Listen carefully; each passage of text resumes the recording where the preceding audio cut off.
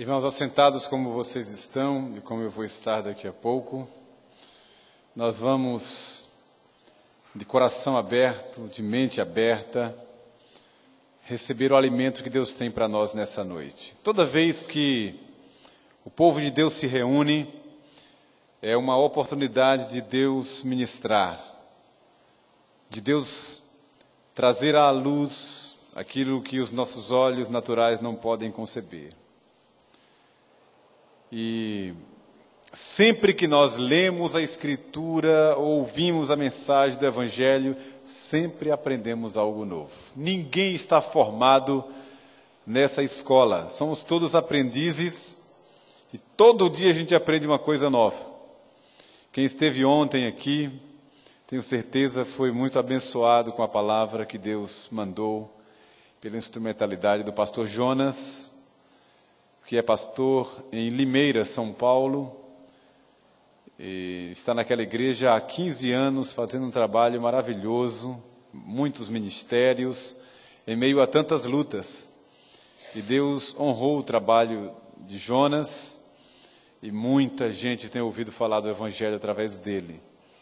Ele atendeu o nosso convite, está aqui, nos abençoou ontem, e com certeza vamos ser muito abençoados hoje. Vamos abrir o coração, a mente, não vamos fechar o filtro e vamos deixar o Senhor ministrar os nossos corações. Reverendo Jonas, Deus te abençoe.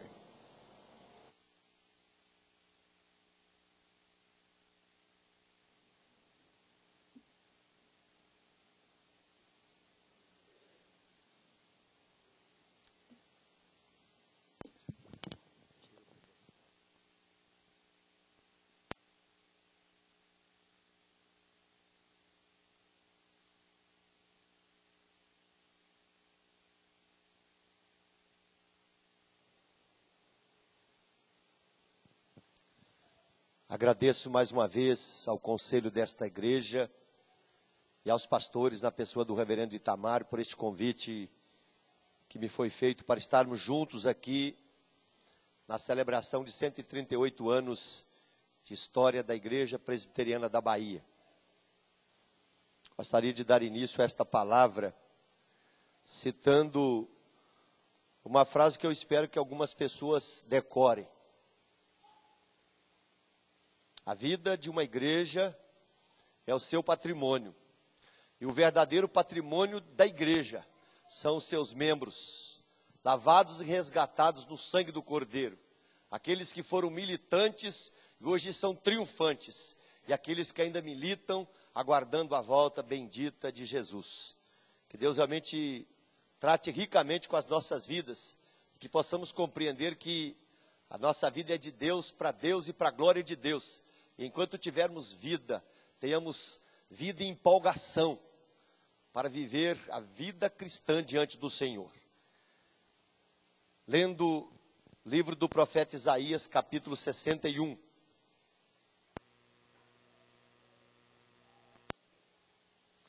Fui solicitado para falar um pouquinho acerca de um dos trabalhos e ministérios que já realizo há muito tempo.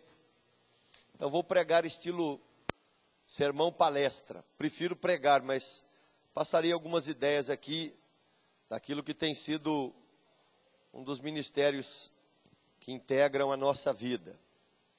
Isaías 61.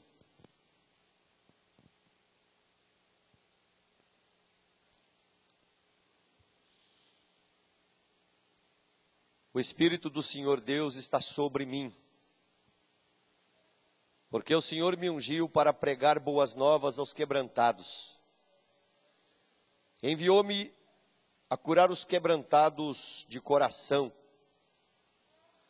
a proclamar libertação aos cativos e a pôr em liberdade os algemados, e a pregoar o ano aceitável do Senhor e o dia da vingança do nosso Deus, a consolar todos os que choram, e a pôr sobre os que em Sião estão de luto, uma coroa em vez de cinzas, óleo de alegria em vez de pranto, veste de louvor em vez de espírito angustiado, a fim de que se chamem carvalhos de justiça, plantados pelo Senhor para a sua glória. Ainda quero ler Romanos capítulo de número 12. Romanos 12.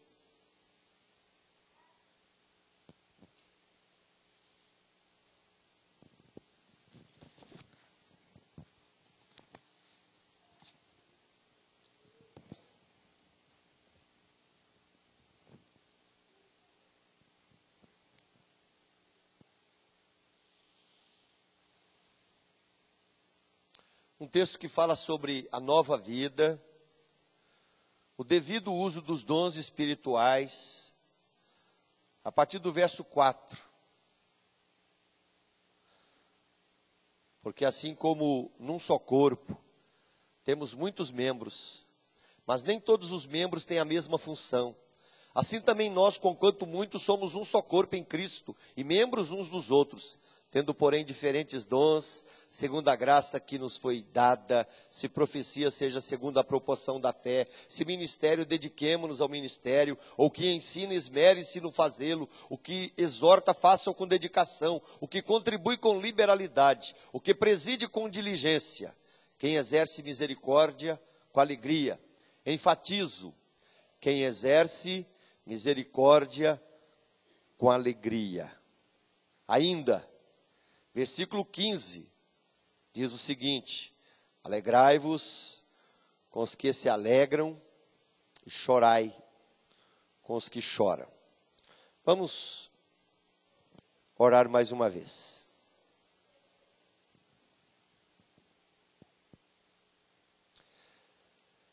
Pai querido, nós te louvamos por todos os irmãos que vêm aqui nesta noite. O Senhor conhece a cada um de nós. Pedimos, ó Deus, que Tu trates com a nossa vida nesta noite. E aceite o culto que oferecemos ao Senhor.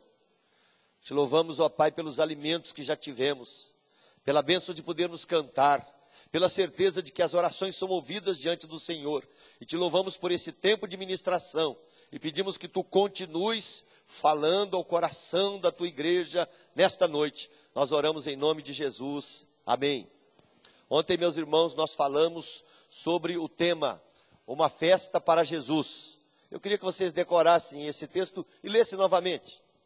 E tratamos aqui de alguns personagens e o que esses personagens faziam nesse contexto desta grande festa para Jesus, logo após a ressurreição de Lázaro. E aqui dissemos, né?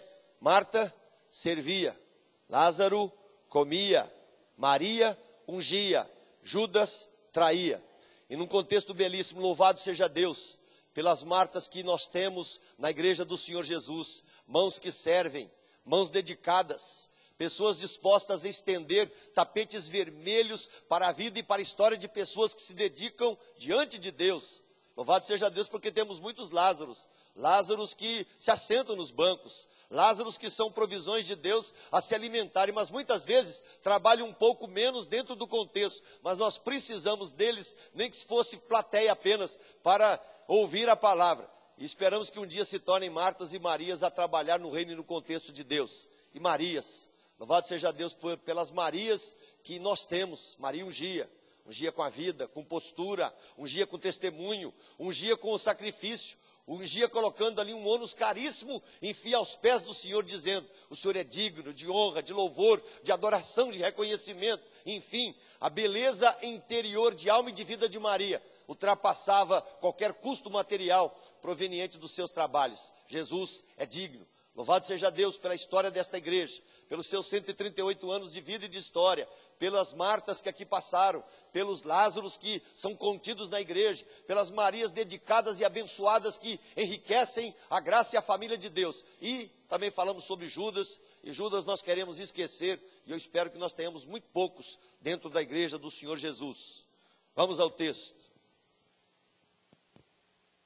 Lemos, meus irmãos, o livro do profeta Isaías, capítulo 61, e é um texto profético que fala de uma forma muito clara da pessoa de Jesus.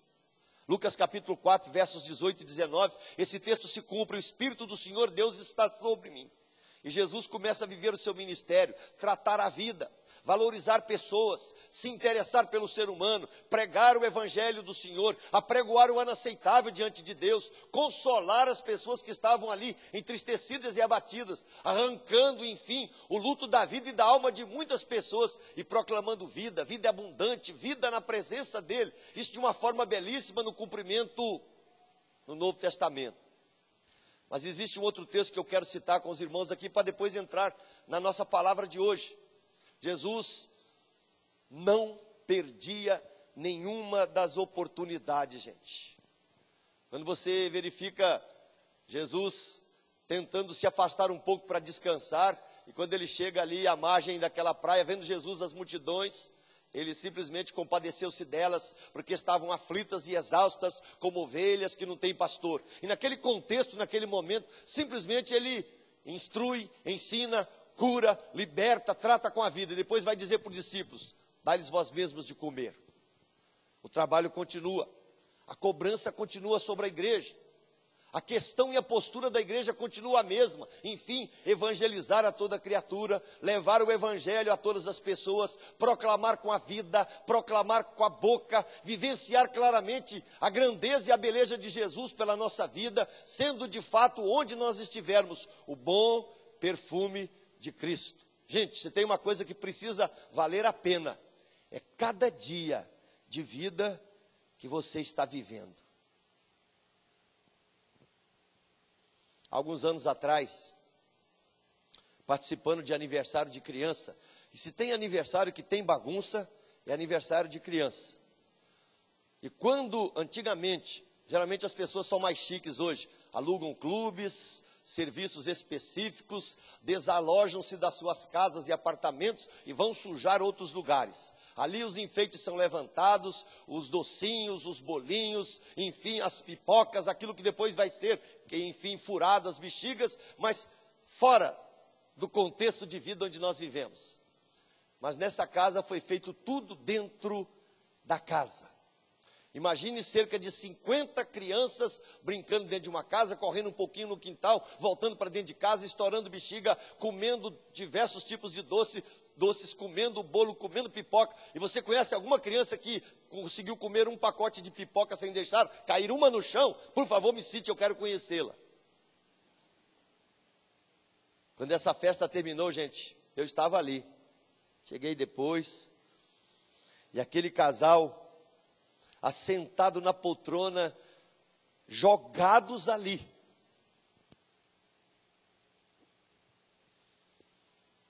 O nenenzinho de 4 anos já tinha ido dormir. Mas que bagunça.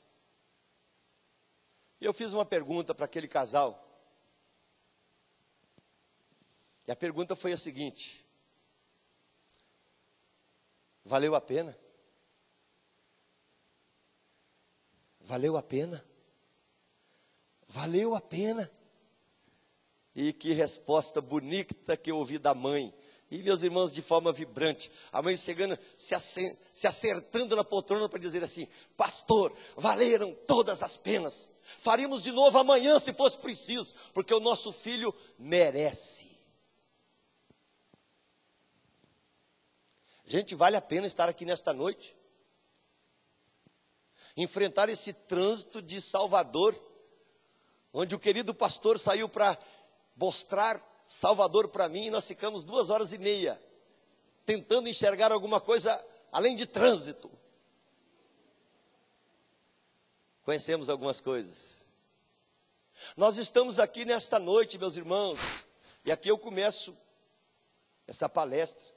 Nós estamos aqui nesta noite porque nós acreditamos que vale a pena nos deslocarmos. Nós acreditamos que compensa sair da nossa casa para prestar culto a Deus. Nós acreditamos que compensa vencer as dificuldades próprias do trânsito, da vida, das correrias, estarmos reunidos diante de Deus para dizer que Jesus é digno de honra, de louvor, de adoração da nossa vida, do altar da existência, do sacrifício vivo, santo, racional diante de Deus, esse culto que podemos oferecer ao Senhor. Portanto, eu espero que cada um de nós possamos dizer nesta noite: Senhor, vale a pena sair de casa, vale a pena vir à igreja, vale a pena comungar com os irmãos, vale a pena comemorar a história e a vida da nossa igreja, vale a pena simplesmente viver os contextos passados e trazê-los para o presente e dizer: Deus, muito obrigado pela vida e pela história da nossa igreja.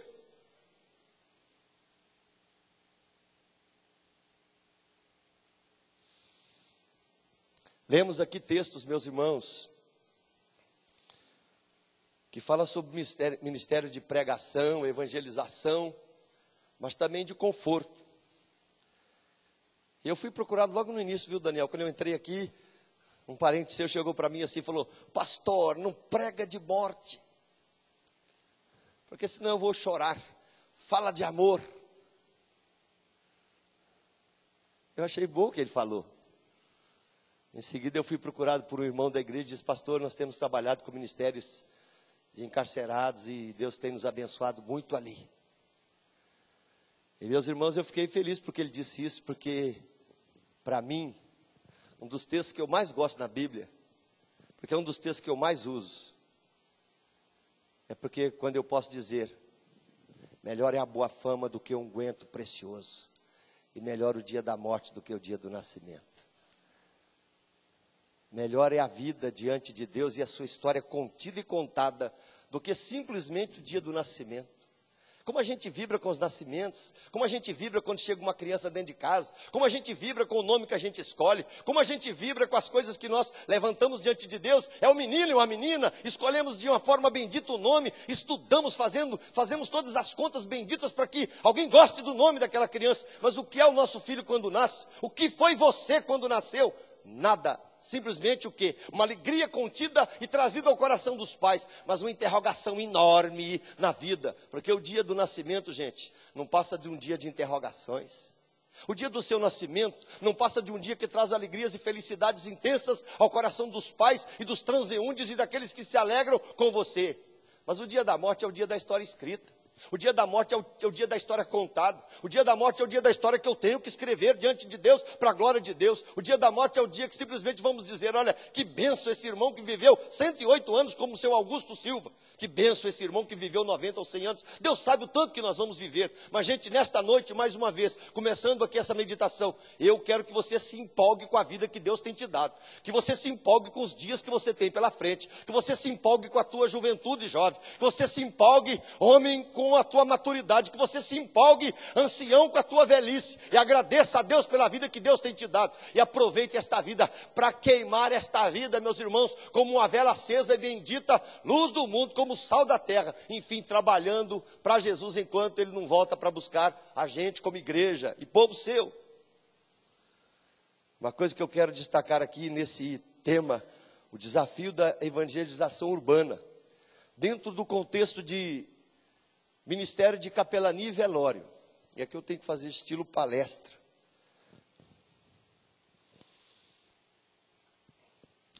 Não foi muito fácil abraçar esse ministério. Não foi fácil, gente. Eu duvido que alguém já tenha vivido o que eu vivi, logo no início do meu ministério. Chamado numa cidade próxima de Valadares, havia falecido um adolescente de 14 anos, a cidade parou por causa desse menino, a nossa igreja ali, pequena, mas existente, o cemitério no morro, não sei quem que inventou esse negócio, mas põe lá em cima, 1 quilômetro para subir, e tinha chovido, que dificuldade. Nós estávamos ali internados, como estamos hoje, num terno preto. Naquela época eu era bem manequim, magrinho, 70 quilos. Hoje só Deus sabe, eu não vou falar o peso. Lotado o cemitério, lotado. Caixão ali, aquele negócio assim, eu tentando escolher um lugar para falar. Fiquei bem na beiradinha ali. Comecei a pregar. E aquilo desabou tudo dentro. Desceu e fiquei enterrado até aqui, assim. Hoje eu consigo sorrir disso. Fiquei enterrado com as duas pernas ali. E houve eu segurei uma Bíblia pequena assim para cima.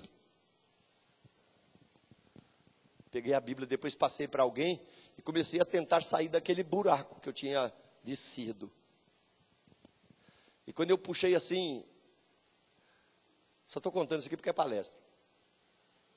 Quando eu puxei assim para sair daquele buraco, assim, agarrei, deve ser raiz. Quando eu puxei assim, era simplesmente um pedaço da perna, né? O pé e um pedaço da perna embaixo, assim, dentro de uma meia. E as pessoas começaram a rir. Várias. A família não. Eu saí dali todo sujo.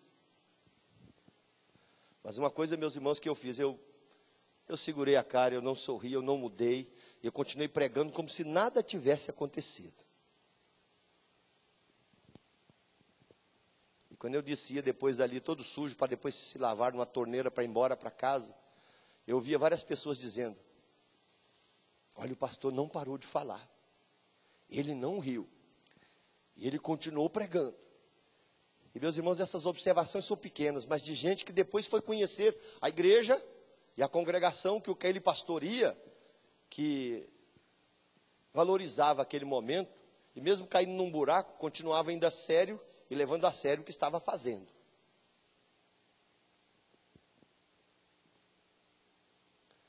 Vivi outras situações assim, levando uma irmã para o hospital, ou melhor, para o cemitério. Viveu lá dias no hospital, morreu, e vamos sepultar essa irmã. Só que vários carros atolam em águas aqui, semana atrasada, muita água aqui, e só o carro do pastor e da funerária passou. Você já viveu a experiência de andar 1 quilômetro num cemitério novo, naquele barro amarelo, com eu e o meu irmão que estava comigo, e mais 2 filhas carregando aquele caixão, porque o pessoal da funerária já ficou lá na sombrinha, segurando a chuva que caía, né? Escondidinhos lá. Nós caímos umas 6 vezes com esse caixão. Imagine você acompanhando gente com dor, e a gente caindo com aquele, caía, escorregava e caía todo mundo no chão, e eu de terno ali, que nem todo sujo. Essas coisas marcam a vida da gente. Aí quando chega lá no lugar do sepultamento, aquela vala ali, cheia d'água até em cima. Aquela irmã querida, ninguém chegou no cemitério. O que eu tive que fazer? Dar a mão para o meu irmão, subir no caixão e ficar pulando em cima, para ele afundar. Pló, pló, pló, pló. A gente não esquece essas coisas.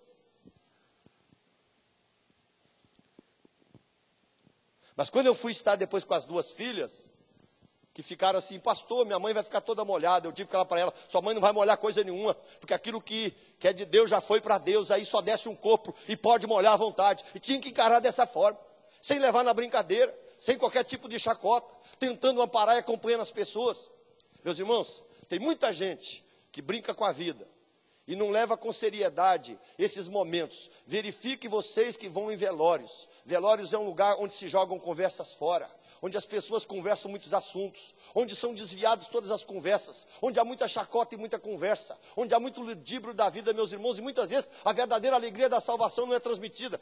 Vá a velórios, você vai verificar que as pessoas não têm coragem de manter assuntos de níveis o tempo inteiro, enfim, tratando da vida, da palavra de Deus, da graça de Deus, do carinho de Deus, do amor de Deus, do consolo, do apoio que eu posso dar a uma pessoa, do estar do lado, enfim. Quantos de nós já nos perdemos em noites ou dias em velórios, meus irmãos, onde os assuntos se tornam times de futebol, onde os assuntos se tornam piadas, muitas vezes podem ser até morais, mas não fazem parte do contexto. Deus nos adverte hoje, meus irmãos, quando Ele nos chama para sermos pessoas que ungem a sociedade com as nossas vidas, nós temos que estar preparados para vivenciar, meus irmãos, os momentos alegres das pessoas, mas também os seus momentos tristes, porque a gente não sabe quais cenários que Deus criará para trabalhar o coração de pessoas.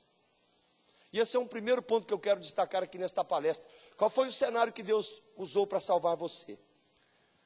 Qual o cenário que Deus usou para trazer você para esta igreja? Qual foi o cenário que Deus criou na sua onisciência, na sua onipresença, na sua onipotência, na sua soberania, na sua providência? Qual o cenário que Deus criou para trazer você para o redil e para a família da fé? E eu queria que você anotasse isso. Meus irmãos, o nosso Deus, Ele é criativo, Ele é bonito, Ele é maravilhoso. Para salvar a mulher samaritana, Jesus caminha num sol escaldante, e os seus discípulos saem, e ele se assenta junto ao poço com sede. Desígnio de Deus, providência de Deus, graça de Deus, criatividade de Deus, porque naquele momento exato, era o dia da salvação de uma mulher falida, mal amada, enfim, uma pessoa que precisava demais da bendita água viva que Jesus tinha para dar. E Deus cria, meus irmãos, enfim, lá nos arcanos celestiais e na mente de Deus, de uma forma propícia, bonita, enfim, a sede do filho, a mulher que só busca água no sol escaldante, enfim, um Jesus que não tem como tirar água, para que naquele diálogo nasça vida no coração de uma mulher, e a sua vida muda completamente, e se torna uma das maiores evangelistas de Sicar. Qual que é o cenário que Deus usa, gente? Tente encontrar hoje na sua vida qual o cenário que Deus usou para me salvar. Quando eu vibro demais com esse ponto, porque eu também nunca vi pastor pregar nesse ponto. Eu fico imaginando os cenários que Deus cria para salvar Zaqueu. Que coisa linda. Jesus está entrando em Jericó, meus irmãos, e aí Deus coloca o quê? Um cego para ficar gritando para atrasar Jesus. Exatamente, o cenário que Deus cria precisa atrasar por alguns minutos a agenda do Filho Jesus, porque tem que dar tempo para o Zaqueu subir na árvore. Isso é bonito demais, mas você quer ver mais bonito?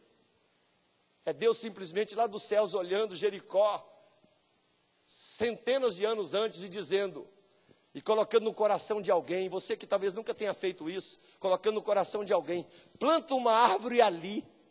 Planta uma árvore ali, porque daqui a 70 anos eu vou precisar dela. E enfim, alguém vai subir nela e dali ele desce transformado. São maneiras bonitas de Deus trabalhar a vida da gente, meus irmãos. Eu fico imaginando depois, anos mais tarde, aquela árvore, quem sabe, já muito mais frondosa, os bisnetos ali, de Zaqueu abraçado ali, quem sabe, brincando ali embaixo, dizendo, olha, nesta árvore meu bisavô subiu e Jesus mudou a vida dele. Vidas que mudam para impactar a cidade, porque no outro dia a cidade é mais rica e menos pobre, claramente. No outro dia uma questão social é resolvida, porque metade dos bens vão ser dados e aquilo que ele roubou ele vai devolver 4 vezes mais. Enfim, mudanças que Deus provoca, meus irmãos, cenários que Deus cria para salvar o ser humano. Qual o cenário que Deus usou para trazer você? Valorize o dia da tua salvação. Valorize esse cenário bendito que Deus criou. Quem sabe você não sabe o dia, mas você sabe a vida que você tem, a graça de Deus que se estendeu sobre você. Mas um outro ponto, meus irmãos, que eu quero destacar aqui. Deus usa a igreja hoje para trabalhar de formas diferentes. Quer ver a igreja primitiva crescer? Tem que apedrejar Estevão. Quer ver a igreja se multiplicar e crescer por todas as regiões? Alguém vai ter que morrer aos pés de Saulo, Estevão. Por que Deus não trabalha apenas com a pregação do evangelho expositiva pelos pastores? Porque o Deus que você crê é um Deus criativo. É um Deus que trabalha dons e talentos. É um Deus que trabalha a sua vida com particularidade. É um Deus que não olha você como um pacote, mas Ele olha você como alguém importante dentro do corpo para ser usado para a glória dEle. Alguém que lhe dá talento e dom espiritual. Portanto, se você é do corpo do Senhor Jesus, um talento você tem, não, você pode ter vários, mas um dom espiritual específico Deus te deu para ser usado no corpo, para a glória de Deus. E meus irmãos, um dos ministérios que Deus colocou sobre a minha vida e que tem incomodado muito esse ministério da misericórdia. Sabe o que a Bíblia diz? Quem exerce misericórdia, faça com alegria, gente. Eu tenho que ficar muito contente quando eu vou nos velórios. Já pensou nisso?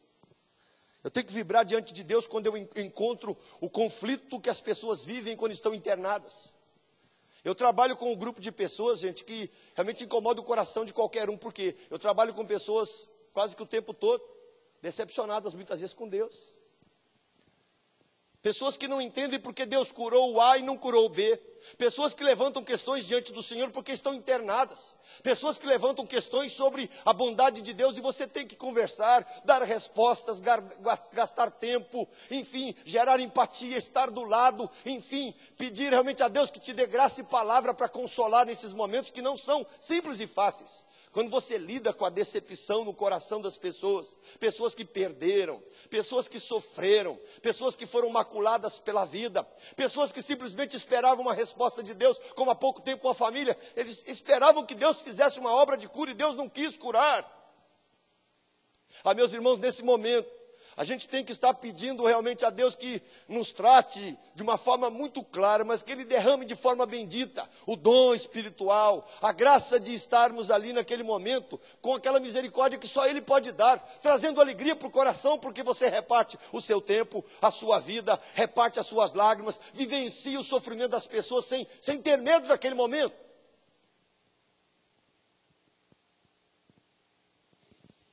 Eu só quis passar esta ideia nesta noite por um motivo muito simples, meus irmãos.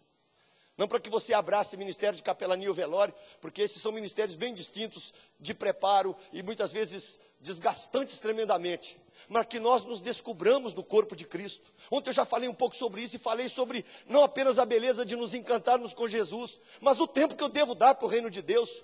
A agenda que eu tenho que bloquear, meus irmãos, para que eu leve pessoas para diante de Deus. O tempo que eu tenho que gastar para ser um evangelista mesmo. Para que eu tenha filhos, meus irmãos, gerados pelo meu testemunho e pela minha vida.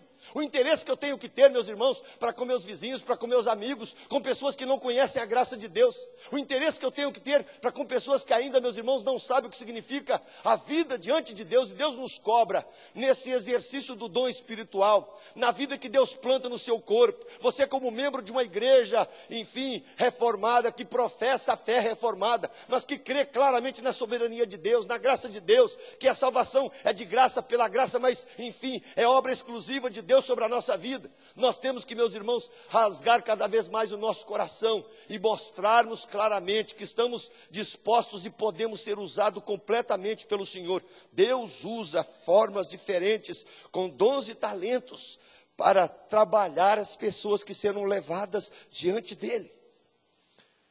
Wesley Duell certa vez disse: a vida é feita de brevidade, anos, semanas e dias breves.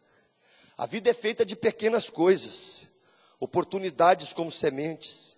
A vida é feita de escolhas constantes.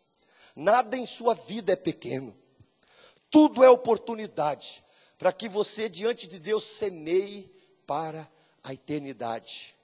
A vida para Deus, meus irmãos, nunca será desperdício. O tempo que você gasta orando por pessoas nunca será desperdício. O tempo que você gasta para vir à igreja, eu alegrei-me quando me disseram: vamos à casa do Senhor. Deus de formas, enfim, belíssimas tratará e te abençoará, porque Ele cobra isso da gente. Esse apego congregacional, essa valorização de estar na casa de Deus. E olha, eu louvo a Deus por esse auditório, viu, pastor?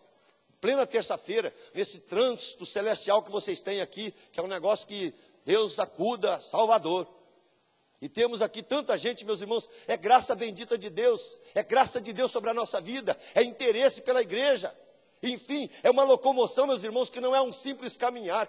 É algo, meus irmãos, que Deus trata especificamente com a nossa vida. E aqui, meus irmãos, eu quero inserir, por que eu fui me interessando em estar em lugares assim, entre aspas, tão lúgubres e tão difíceis, como estar, meus irmãos, em hospitais, estar, meus irmãos, em velórios, para simplesmente estar ali para conversar, consolar, gastar tempo. Por um motivo muito simples. A vida é breve demais para você perder um dia sequer, mesmo que a sua vida seja longa. Esse chamado, meus irmãos, que Deus tem feito para que nós acordemos como leigos e como pastores e líderes diante do Senhor. Que nós tenhamos, meus irmãos, a coragem, a disponibilidade para trabalharmos, meus irmãos, onde Deus nos colocar, quer seja em hospitais, em velórios, em presídios, em sociedades internas da igreja, na rua onde eu moro, enfim, andando com folhetos nas mãos que parecem coisas insignificantes, mas eu tenho hoje gente na minha igreja que distribui, meus irmãos, mais de 1000 folhetos por mês. Por que não colocar folhetos em lugares estratégicos que parece uma bobagem, em cima de um balcão, em cima, dentro da minha bolsa, andando com ele na mão, distribuindo em ônibus, e de repente ali atrás, ali, somente o endereço da igreja. Meus irmãos, você pode ficar certo disso, um dia alguém procurará essa igreja, alguém um dia lerá esse assunto, alguém um dia se interessará por aquela mensagem, porque o cenário que Deus cria para salvar alguém, meus irmãos, Ele sabe distintamente, nós não conhecemos.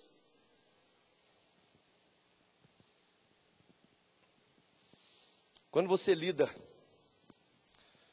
com hospitais e velórios, como eu já lido há alguns anos, eles são campos missionários, onde eu posso levar uma palavra viva, que traz consolo, pode trazer vida nova, se for esse o dia que Deus criou o cenário para salvar. As pessoas poderão receber de Deus graça, alicerce de consolo, e muito mais. A igreja precisa se tornar participativa nos ministérios que a igreja abre para fora. Cobra isso da igreja, pastor. Abrindo ministérios para fora. Enfim, descubra nos membros da igreja gente que ora, gente que contribui, gente que participa, gente que bloqueia a sua agenda. Nos ministérios de dentro e de fora, meus irmãos, nós temos que ter coragem e deixarmos-nos de ser confrontados, porque nós não podemos nos tornar, meus irmãos, pessoas que simplesmente vivem assentadas no banco da igreja, sem fazermos, enfim, muitas coisas pelo reino, para a glória do Senhor. Alguns grupos da igreja lá estão aparecendo agora, pessoas que visitam. Pessoas que começam a visitar porque descobriram na visita um lugar onde Deus trata e abençoa. Visitas, meus irmãos, que aliviam os pastores e os presbíteros. Visitas, meus irmãos, que trazem muitas vezes chão e consolo para casais e famílias que estão precisando. Visitas, meus irmãos, que mudam a vida de pessoas, como aconteceu semana passada. De uma pessoa sendo visitada, meus irmãos, e depois está vindo na igreja dizendo, olha, aquela visita mudou na minha casa. Nunca tinha pisado na igreja. Aí já chega na quarta-feira querendo microfone. E aí eu dei o microfone e a pessoa dizia, olha, uma visita que fizeram, um grupo da igreja. Mudou a minha casa, mudou a minha vida. Eu percebo que Deus tratou o meu coração, enfim. A gente não sabe a hora que Deus vai criar o cenário para dizer, está na hora, meu filho, de você vir para o redil, vir para a igreja, vir para o povo, ser arrolado nos céus. Evangelização, meus irmãos, inclui serviço, inclui alistamento da nossa vida.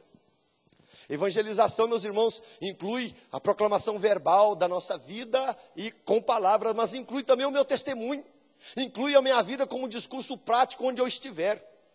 Evangelização, meus irmãos, inclui claramente postura, não termos medo daquilo que Deus coloca nas nossas mãos. Infelizmente, às vezes nós temos tantos problemas assim, medo de que alguém nos acuse de estarmos pregando alguma forma de salvação, entre aspas, pela obra, ou tentando muitas vezes viver momentos, meus irmãos, que apenas são emocionais, que quantas vezes nós tiramos a mão, tiramos o pé, tiramos a vida e simplesmente, meus irmãos, nos acomodamos. Se você ouvir pastores pregando, como eu já ouvi por aí, né? Não se preocupe, a igreja não precisa pregar, os eleitos virão. Olha, esse tipo de pregação, meus irmãos, é pregação de malandragem. Isso é pregação de pastor, meus irmãos, que tem que tomar a carteira dele, ser disciplinado e mandar simplesmente ele tomar banho na soda cáustica.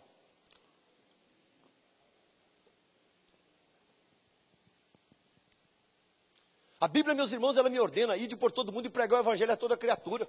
A Bíblia não deixa, meus irmãos, adequações e senões e vislumbres que eu posso levantar para dizer, olha, eu não gostaria de fazer dessa forma.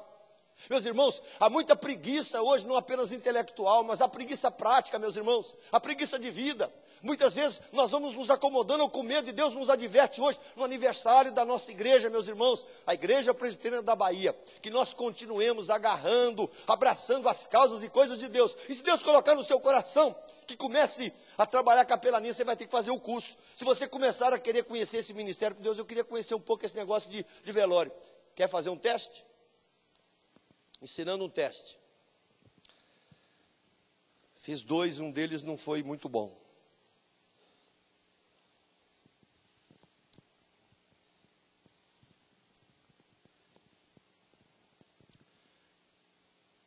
Começando e querendo esse ministério, eu ia para o velório e sentava ali com as pessoas. A gente descobre logo quem perdeu. Você olha a pessoa, você olha uma pessoa idosa, você é homem, você procura a esposa. Você começa a procurar os filhos. Ali eu me assentava, às vezes eu sentava no meio do pessoal e ficava ali mudo, quieto. Horas.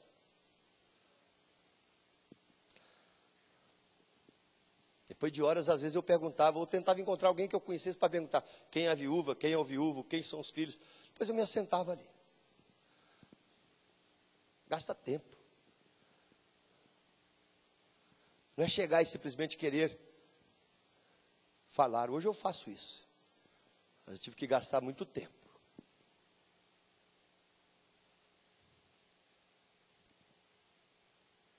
Tempo, meus irmãos, que a gente às vezes não tem coragem. Você vai visitar uma pessoa doente na sua casa, na casa dela. Quanto tempo você aguenta ficar lá? Ah, bastante, amém. Mas quantos de vocês dizem para a filha assim, tira folga amanhã? É claro que só quem tem agenda livre pode, né? Mas pode dizer assim, descanse amanhã eu venho passar o dia aqui. Nós fazemos isso no hospital direto, meus irmãos. Nós damos folga para as pessoas que cuidam dos doentes. Nós criamos ali as mães cangurus, criamos ali os assistentes, aqueles que passam ali o dia inteiro com aquele sujeito que ele nem conhece. Mas para quê? Aí que você cria a identificação, gente. Você está sentado perto de uma pessoa que você nunca viu antes, às vezes. E você vai poder dizer como Jesus disse, vendo Jesus as multidões, né? Compadeceu-se delas porque estavam exaustas e aflitas, como ovelhas que não têm pastor. Deus, eu posso ensinar aqui. Deus, eu posso amar as pessoas que estão aqui.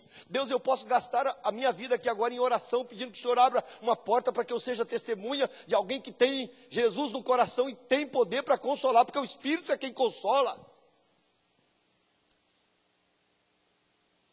Você que nunca passou uma noite em velório, você tem coragem?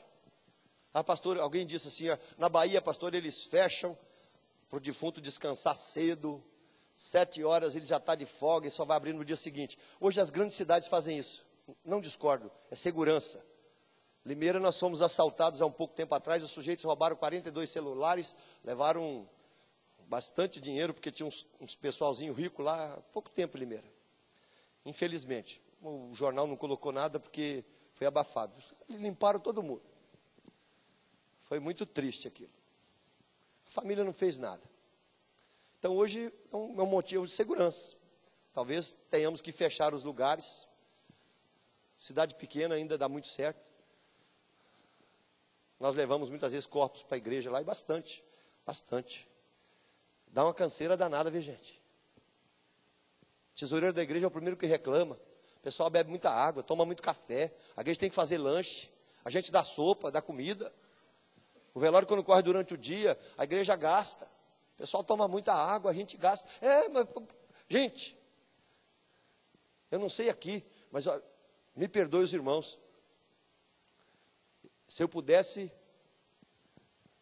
eu traria centenas de pessoas para a igreja, porque o pessoal fica sentadinho, a gente faz culto, a gente faz liturgia impressa, a gente prega claramente aquilo que nós cremos, Deus tem poder para consolar. Eu não sei aqui, mas hoje as nossas capelas velório, meus irmãos, é uma vergonha, é um descuido. O poder político muitas vezes, meus irmãos, empobrece, como nós vivemos ali na nossa realidade, onde os lugares onde se colocam os copos são pequenos, são desajustados, enfim, são medíocres, são pobres, meus irmãos, que não representam nenhuma gota, meus irmãos, às vezes da grandeza da pessoa que morreu. Numa igreja cabe muita gente assentado. Mas muitas vezes nós temos que enfrentar, meus irmãos, as lutas. Não, eu já ouvi a pessoa dizer, não, igreja é lugar de vivos e não de mortos. Já ouvi essa história por aí. Eu deixo escorrer na cabeça de muitos irmãos. Mas se tem um momento que a gente tem que honrar, meus irmãos, as famílias que perdem, são esses momentos onde nós podemos estar juntos e melhorar a vida dessas pessoas. Eu vivi uma cena, não foi boa, não passar a noite em velório. Vou contar para os irmãos pensarem também. Fui para um velório para passar a noite ali em São Paulo, na Serra da Cantareira. Era uma família conhecida. Quando eu percebi 9 horas, chegou o vigia assim, falou assim: moço, estou indo embora. E se eu fosse o senhor, não ficava aqui não. Eu, por quê, moço? Não, porque tem uns bandidinhos aqui, eles vêm cá e limpam todo mundo aqui. Eles não roubam muito mulheres não, mas homens eles limpam todo. Só tinha as 2 mulheres. E eu fiquei lá. Chegou um determinado momento, e eu ficava vigiando ali a subida do morro, né? Que hora que vai subir gente aqui? Lá em cima, você não foi lá um dia, vai visitar, turístico. Quando deu meia-noite, a única maneira de tirar um pouco do medo do meu coração, sabe o que eu fiz? De longe assim, como eu vejo aqui a escola aqui à frente, eu entrei no cemitério assim, ele era todo aberto, entrei e fui andando, até escolher um lugar bem assim, tranquilo. Aí me assentei escorado numa tumba e fiquei olhando aquelas irmãs lá dentro. Você já ficou sentado de noite no cemitério? Tanta gente conversa. É interessante, fica ouvindo barulho. Mas é tudo lá de fora, viu, gente? A cabeça da gente voa. Os fregueses vieram para assaltar as pessoas. Não levaram nada, ficaram com dó daquelas irmãs. Naquele dia eu não tive coragem de ficar lá, não. Mas é mais uma experiência que Deus coloca assim, olha, nesse mundo de tantas aflições, existe gente que não respeita nenhum momento de perda de alguém. Você vai viver isso. Às vezes você está abatido, chega alguém que te abate mais. Você está entristecido, chega alguém que te entristece mais. Você precisa de valores, chega alguém que rouba e tenta roubar até alguns valores que você tem. Gente, trabalhar ministério de capelania e velório é você começar a entrar na vida de pessoas e tentar arrancá-las das suas dores, muitas vezes tão profundas, tão difíceis, e que se elas ficarem ali, elas vão patinar muitos e muitos meses, e às vezes até anos. Meses atrás agora, fiz o velório de um filho de uma senhora de 88 anos, e essa senhora é católica em cima e debaixo d'água. E fiz, ela deixou, mas no outro dia eu fui para a casa dela visitar, eu tenho esse costume, no outro dia, 10 da manhã, eu tento chegar naquela casa. E quando eu cheguei ali, aquela irmã mandou uma filha na frente, depois ela saiu já atrás, forte ainda. E ela disse, ela me recebeu na entrada assim, disse, olha, seria bom o senhor nem entrar não, eu sou católica, eu não vou mudar, o senhor é pastor e religioso, eu não quero mudar a minha fé. Aí eu disse para ela, eu não vim aqui para mudar a fé da senhora. Eu vim aqui por causa da senhora. Eu posso ajudar a senhora. Eu posso ficar do lado da senhora. Eu posso conversar com a senhora. Naquele dia, ela agradeceu e eu fiquei ali parado. Fui embora. No outro dia eu voltei.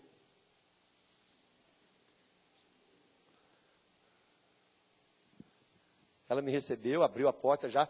Ela já abriu a porta, olhou assim, o portão só abria, entrei. Ela já ficou na porta. Aí eu fui entrando, aí ela já não veio aqui, ela já ficou na porta, né? Ela disse, só pode entrar, mas não adianta, eu sou religiosa, católica, etc., eu não vou mudar.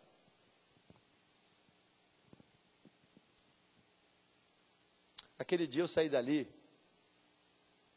1 hora depois. Eu saí dali dizendo, Deus, comece a obra bem visível que o Senhor já começou.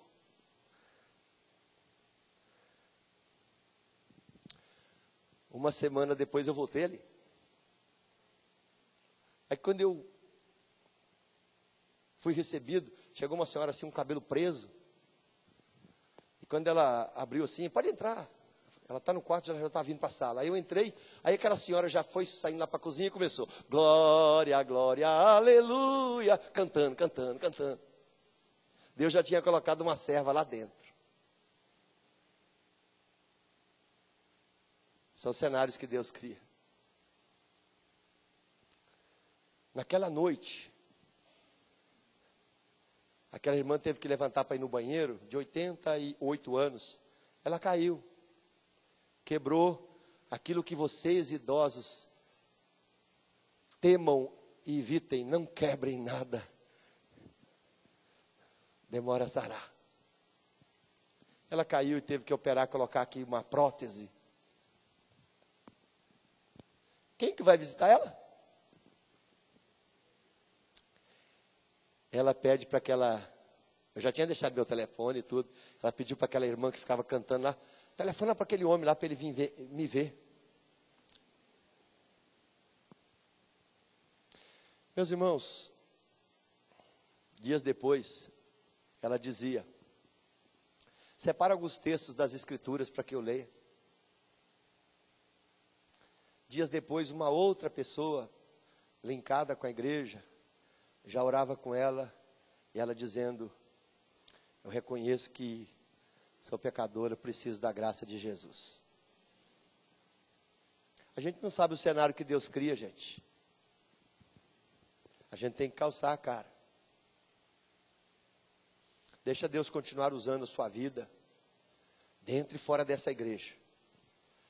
E descubra ministérios onde você se engaja.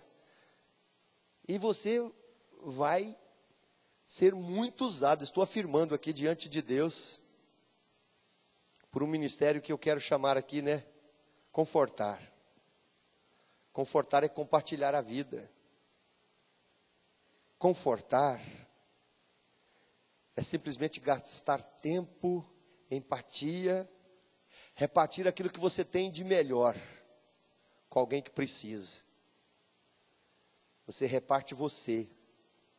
Você reparte do seu tempo. Você reparte aquilo que você tem de mais precioso, que é uma certeza eterna. Você reparte falando. Você reparte do lado quieto. Você reparte simplesmente a vida para melhorar a vida de alguém.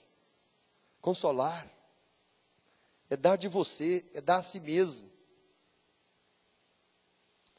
É mostrar que aquele que mudou e moldou a sua vida, ele continua usando os seus filhos e o seu povo para continuar fazendo diferença nesse mundo tão sofrido, nessa terra tão ferida. E quando nós tivermos que viver, meus irmãos, o luto com pessoas, que você seja na vida dessa pessoa um canal de bênção, alguém para levantá-la, alguém para repartir o coração e a vida com ela.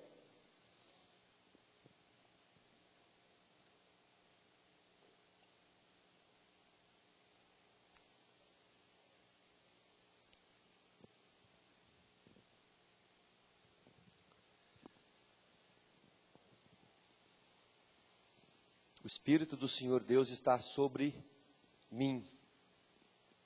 Sobre quem hoje? Sobre cada um de nós, gente.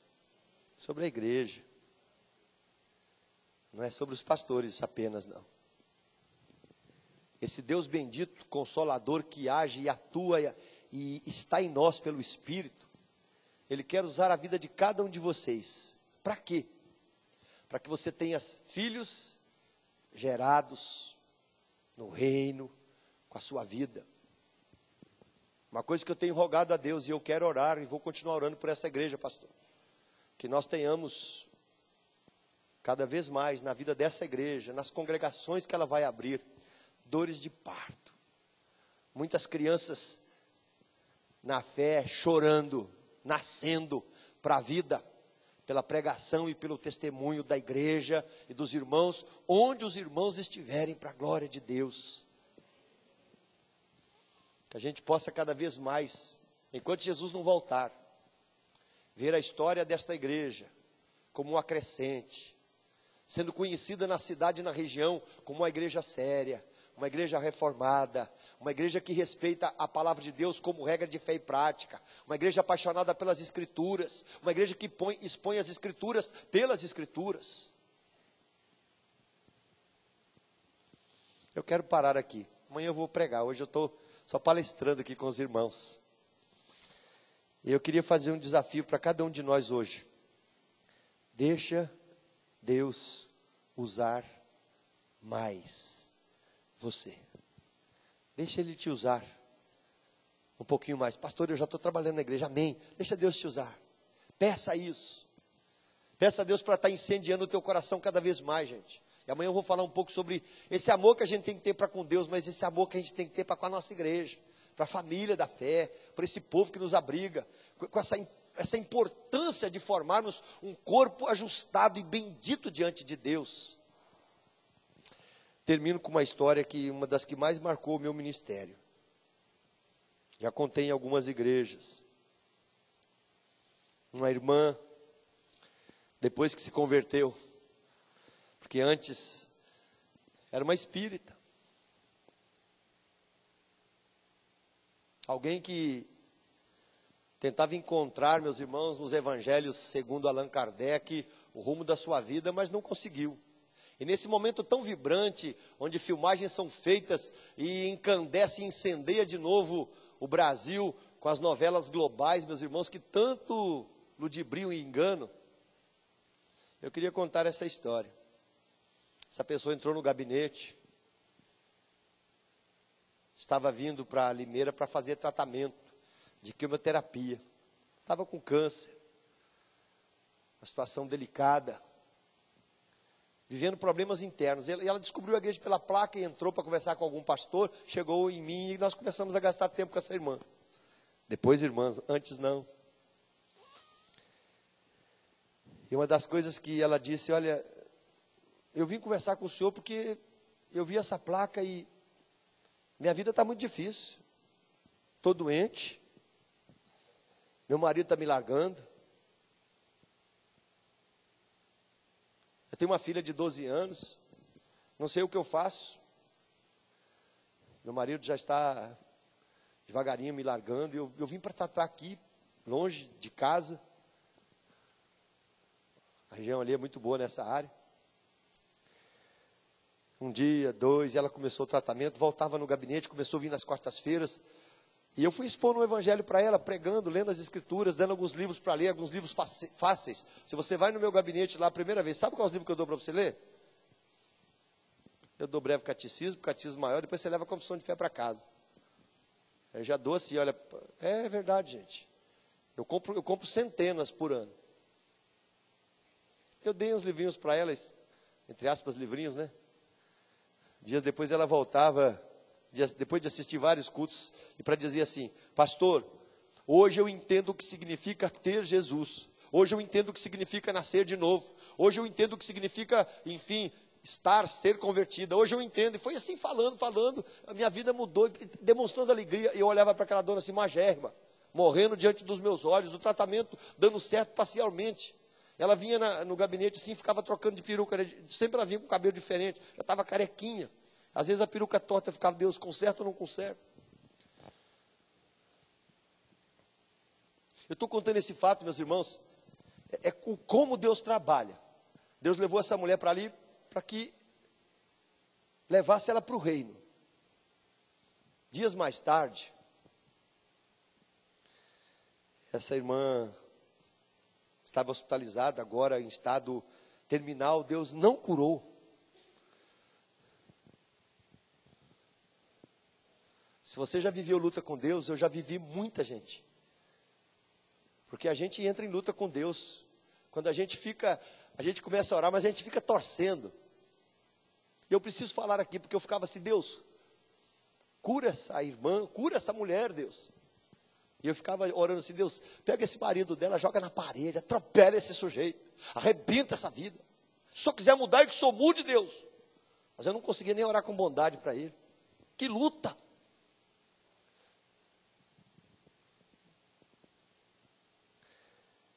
Foi internada, me chamaram no hospital, ela estava em estado terminal, fui para lá. E lições que a gente tem que repartir com os irmãos nesse ministério de capelania de velório. Quando eu cheguei ali, gente, coisas que marcam a vida da gente para a gente nunca mais esquecer.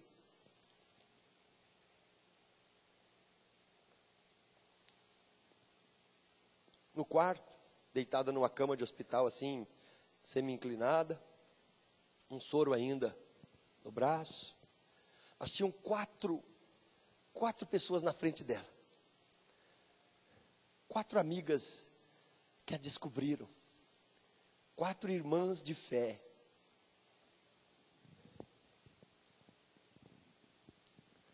Mas elas tinham ensaiado uma coisa que só os céus podem ensaiar. Quando eu entrei naquele quarto, numa sinfonia única de Deus, as 4 choravam juntas, sem fazer barulho. Mas quando eu olhei para aquelas 4 assim, as lágrimas corriam juntas. Criava-se uma sinfonia de chorar com os que choram. Ela não chorava. Ela estava assim, olhando para as amigas. Eu olhei. Ela fez um sinal assim para que eu me assentasse bem perto dela. Eu me assentei, peguei uma cadeira que estava do lado, fui colocando, sentei bem perto dela. Ela fez um sinal para que eu pegasse na mão dela.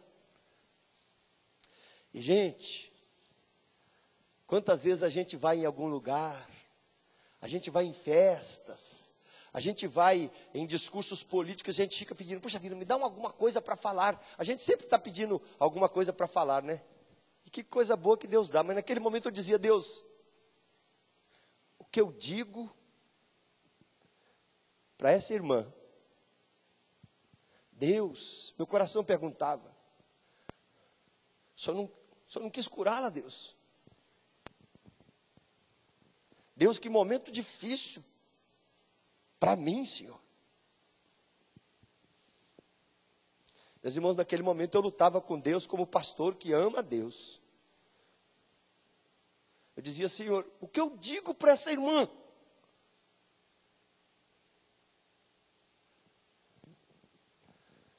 E Deus, meus irmãos, criando e aumentando a sinfonia, Deus coloca no meu coração assim, simplesmente, olha,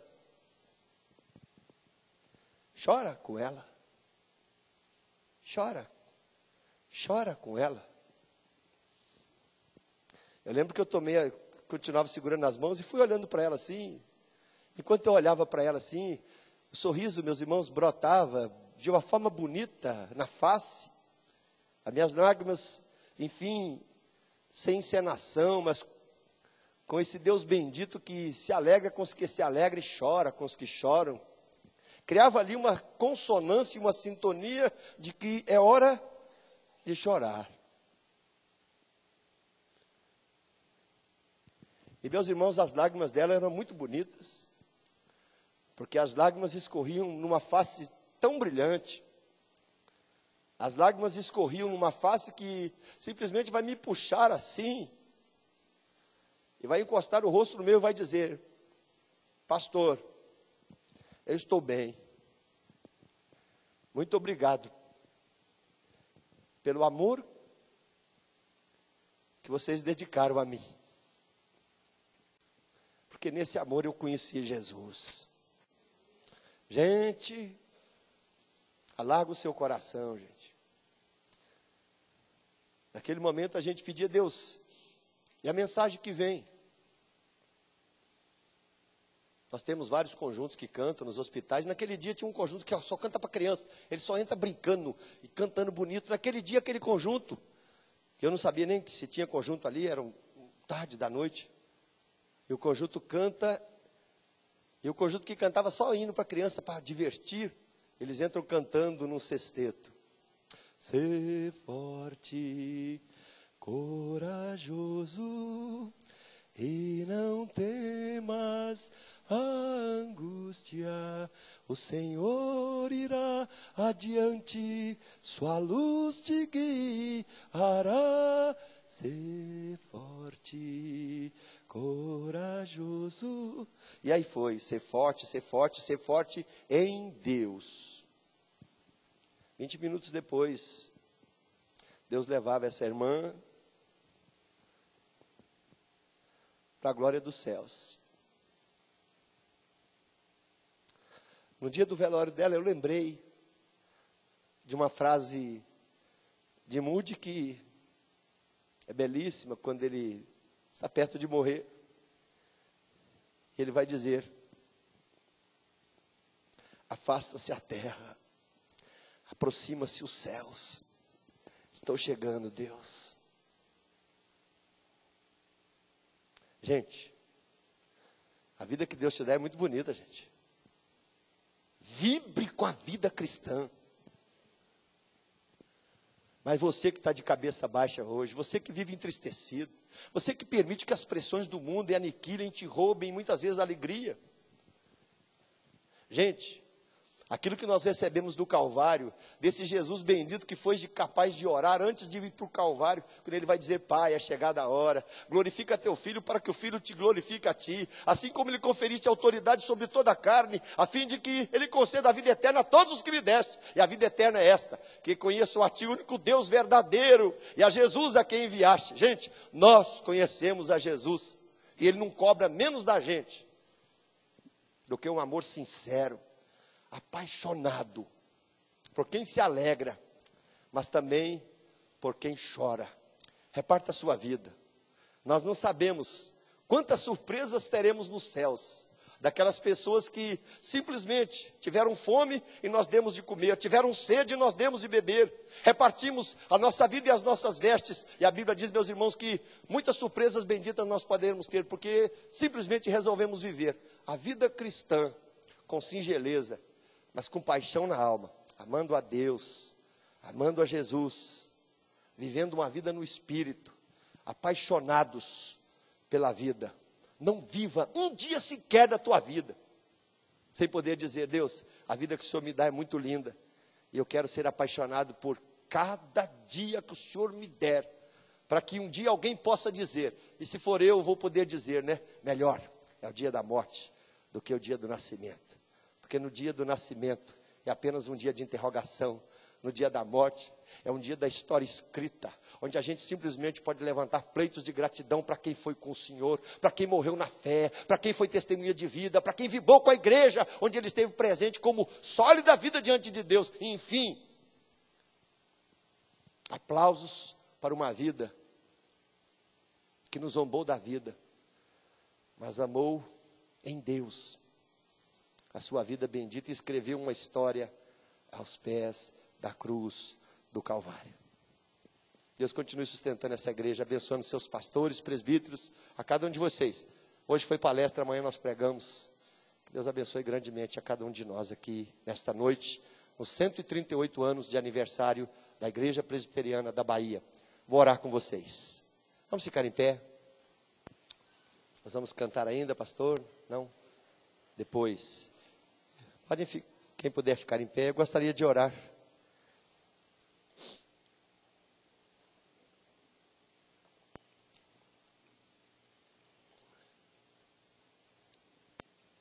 Obrigado pela água de coco. Não sei se descobriram, o sorvete que eu mais gosto é coco. E eu fui na sorveteria do Daniel tomar sorvete de coco. Vamos orar. Pai querido,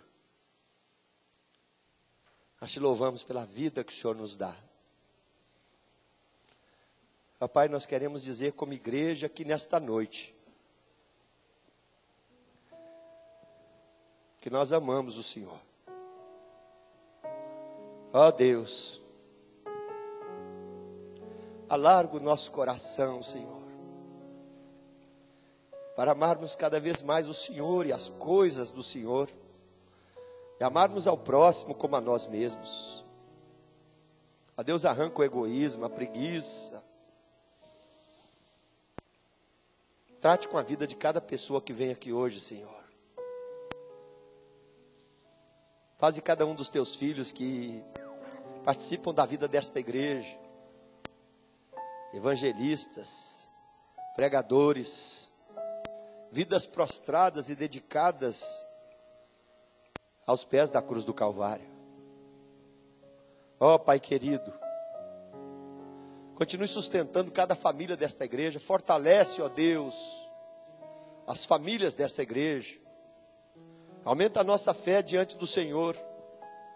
E nesta noite, Pai querido, o Senhor conhece a cada um de nós, Senhor. O Senhor sabe das nossas necessidades.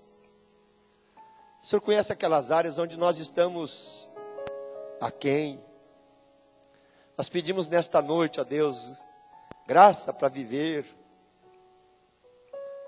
força para continuar buscando as coisas do Senhor. Mas eu peço, Pai, em nome de Jesus, que Tu dês, Pai, para os Teus filhos, para quem o Senhor quiser, dentro do querer bendito do Senhor, mas que o Senhor derrame sobre muitas vidas hoje, Pai, uma bênção nova,